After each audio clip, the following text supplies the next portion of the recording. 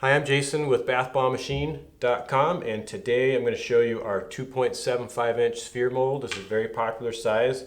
It makes bath bombs in this size, so they're 2 3/4 inches wide. This is our mold here for our B-3 bath bomb machine, which makes 1 bath bomb per press. We also make a mold set that works for our B-49 multi-press, and it presses out 9 of these per press. But this is a precision machined part. It's made out of a polymer that's FDA food grade approved.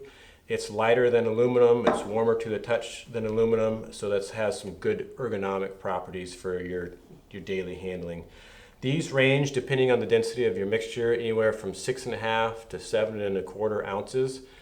This is a great size for having inserts, like little capsules with toys inside. So in here are little toys that are embedded for kids, so as like the bath bomb dissolves, there's a little prize in there for them. Anyway, check it out, bathbombmachine.com. Thanks.